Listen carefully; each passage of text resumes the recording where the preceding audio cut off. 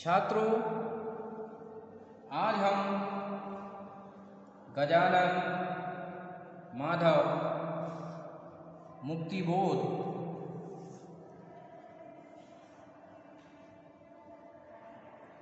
की प्रस्तुत कविता पूंजीवादी समाज के प्रति को लेकर उपस्थित हुए हैं। इससे पूर्व भी हम मुक्तिबोध की मुझे कदम कदम पर गुथे तुमसे विधे तुमसे रात चलते हैं अकेले ही सितारे तथा मृत्यु और कवि की चर्चा हम कर चुके हैं। यह कविता भी कम महत्व की कविता नहीं है।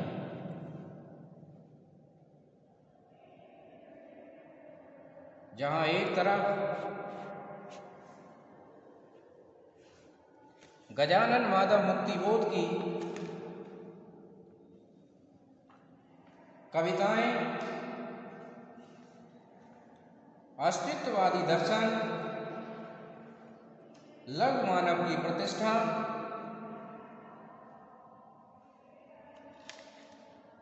और अंतर जगत की अभिव्यक्ति तथा फैंटेसी को लेकर चली हैं, वहीं पूंजीवादी समाज के प्रति कविता प्रगतिवादी या मार्क्सवादी जीवन दृष्टि को लेकर चलती है।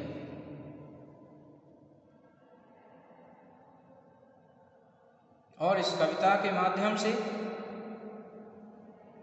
मुक्तिबोध यह समझाने की कोशिश करते हैं कि पूंजीवादी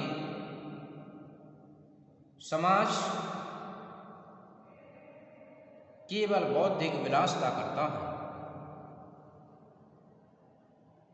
उसे समाज के शोषित, दलित, पिछड़े लोगों की कोई चिंता नहीं है। अभाव में जी रहे बहुसंख्यक वर्ग की उसे कोई चिंता नहीं है।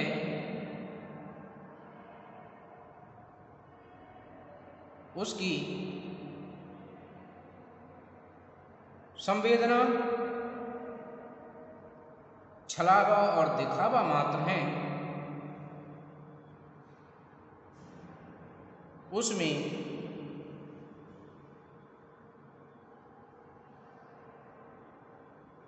अहम तत्व दिखता है। यही कारण है कि मुक्तिबोध जी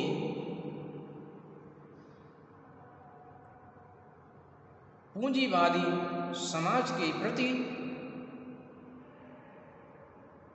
आक्रोशित और आंदोलित होते हैं।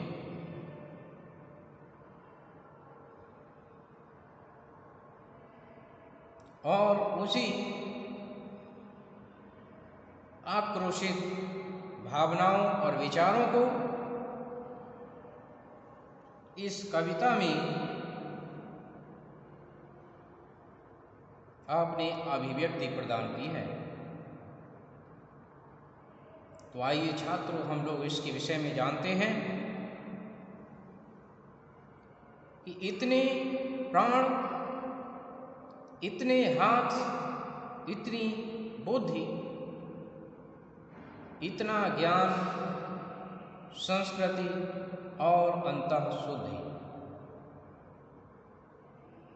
इतना दिव्य, इतना भव्य, इतनी शक्ति, यह सौंदर्य, वह वैचित्र, ईश्वर भक्ति, इतना काव्य, इतने शब्द, इतने छंद, जितना ढोंग, जितना भोग है निर्बंध।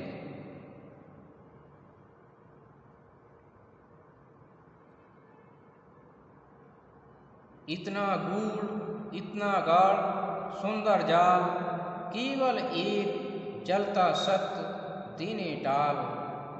छोड़ो हाय केवल घृणा और दुर्गंध, तेरी रेशमी शब्द संस्कृति अंध। एक छोटी सी पंक्ति में कविता का सार छुपा हुआ है कि तेरी रेशमी शब्द संस्कृति अंध, अर्थात ये शब्द, तेरा जो वाक्य जाल है, उसकी जो संस्कृति है, वह केवल और केवल बौद्धिक विलासिता है और कुछ नहीं है।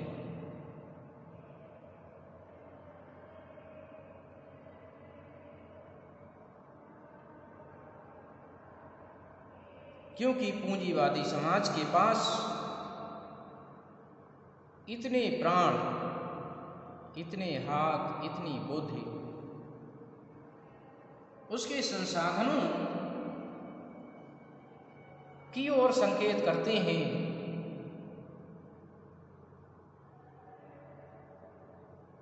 कि उसके कार्य में न जाने कितने बेबस मजदूर लगे हुए हैं। इतना ज्ञान, संस्कृति और अंतःशुद्धि, और ज्ञान और संस्कृति का ढिंढोरा पीटते हैं और अंतःशुद्धि करने का प्रयास करते हैं, पर क्या वास्तव में उनकी अंतःशुद्धि होती है? नहीं होती है।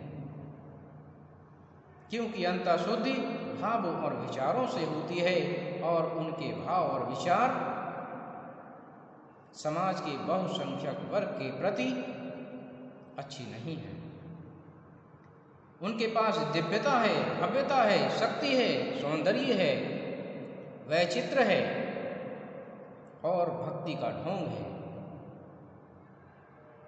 सब कुछ है पूंजीवादी समाज के पास, लेकिन सब ढोंग है, आडंबर है, भोग है। और ये सब देखकर मुक्ति बोध को कहना ही पड़ता है कि छोड़ो हाथ केवल घृणा और दुर्गंध, अर्थात दोहरी विचारधारा, दोहरे मानदंडों को जीने वाले पूंजीवादी समाज के प्रति कभी आक्रोशित होता है। तेरी रेशमी शब्द संस्कृति अंध, अर्थात रेशमी शब्द संस्कृति अर्थात चमक धमक सब कुछ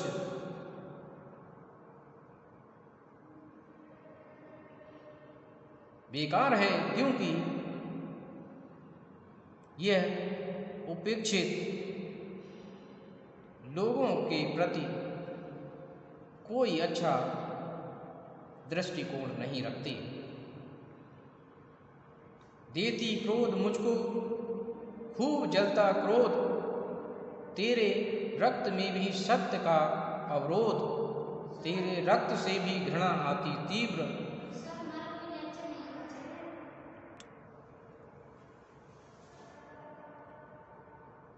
कवि के मन में दोहरी विचारधारा, दोहरे मानदंडों को अपनाने वाले ऐसे समाज के प्रति घृणा उत्पन्न होती है, क्रोध उत्पन्न होता है। ये कोई अस्वाभाविक नहीं है, क्योंकि कोई भी संवेदनशील व्यक्ति ऐसे समाज के प्रति आक्रोशित हो सकता है। तुझको देख मितली उमड़ आती शीघ्र,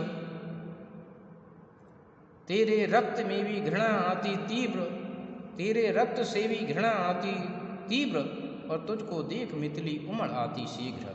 अर्थात उसको देखकर घृणा उत्पन्न होने लगती है और तुझको देख मितली उमड़ आती शीघ्र। मितली अर्थात उल्टी आती है। तेरे हास में भी रोग क्रम है उग्र, तेरे हास में भी रोग क्रम है उग्र, तेरे नाश तुझ पर क्रोध तुझ पर व्यग्र। कि तेरे हास में भी रोग क्रम है उग्र, कि तेरी हंसी में भी ऐसा प्रतीत होता है जैसे रोग के कीड़े बिलबिला रहे हों। तेरे नाश तुझ पर क्रोध तुझ पर व्यग्र। और कवि कहता है कि ऐसी पूंजीवादी समाज का तो नाश भी होना चाहिए जो हमेशा ही कमजोर वर्ग के लिए सताता रहा है।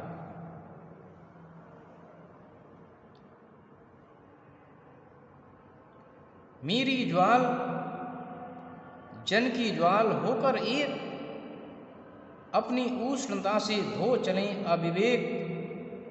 तू है मरण तू है रिक्त तू है व्यर्थ, तेरा ध्वंस केवल एक तेरा अर्थ।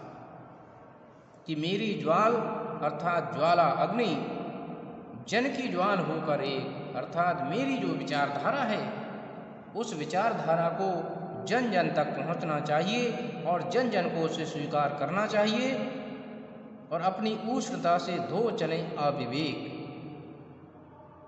अविवेक कहते हैं अज्ञानता को छोड़कर ज्ञान की ओर चलें। तू है मरण तू है रिक्त तू है व्यर्थ।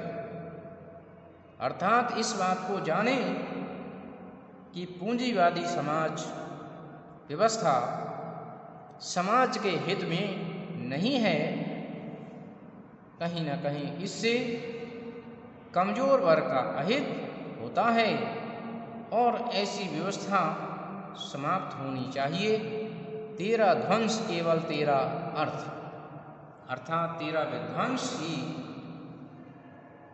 होना चाहिए। यह मुक्तिबोध कहते हैं। तो यह कविता मुक्तिबोध की पूंजीवादी व्यवस्था पर चोट करती है और उसकी समाप्ति के लिए उग्र विचार धारण करती है और यह कामना करती है कि मेरे विचारों से और विचार संयुक्त होकर एक उग्र रूप धारण करके इस पूरी व्यवस्था का अंत कर दिया जाए। यद्यपि इस समय लोकतांत्रिक व्यवस्था देश में लागू है, बावजूद इसके अप्रत्यक्ष रूप से आज भी पूंजीवादी व्यवस्था कहीं ना कहीं विद्यमान है और इस दृष्टि से मुक्तिबोध के ये विचार आज भी प्रासंगिक बैठते हैं। तो मैं समझता हूँ छात्रों कि आपने इस कविता को समझा होगा, जाना होगा। धन्यवाद छात्रों।